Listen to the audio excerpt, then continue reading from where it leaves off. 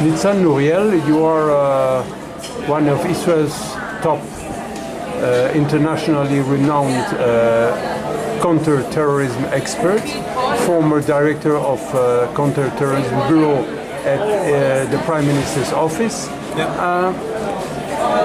What do you think that today Europe is more prepared against terror than it was 1 year or 2 years ago?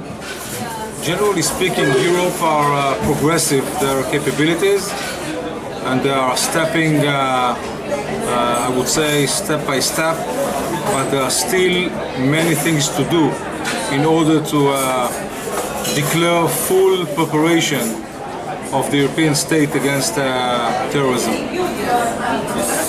Is the fact that there are apparently less terror attacks in the latest months linked to the fact that Daesh is quite weakened? Do you think so? I think that we need to be very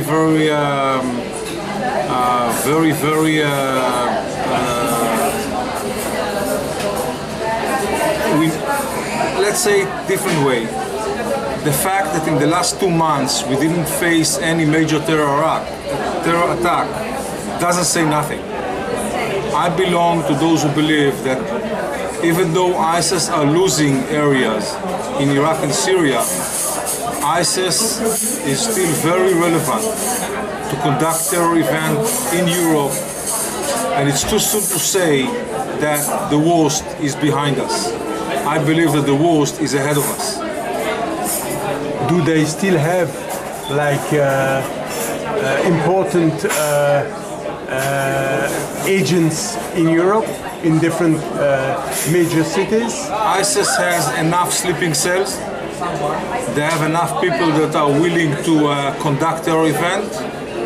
And even more problematic, ISIS has new skills like chemicals, and I believe that they are going to use it in Europe in a very short period of time. Do you think that the fact that Israelis' expertise is praised and required from different European countries will change the perspective about and the position of Israel in the world? Unfortunately, the answer is no. The fact that we are fighting terrorism for more than 70 years and we are willing to support actually all the states to be able to deal with terrorism, when it comes into the political level, most of the states still sitting in the same position of criticizing the state of Israel rather than understanding the full picture and try to find the balance. So on one hand, they want to use our experience. On the other hand, they still criticize us, and we accept it. I mean, this is the life.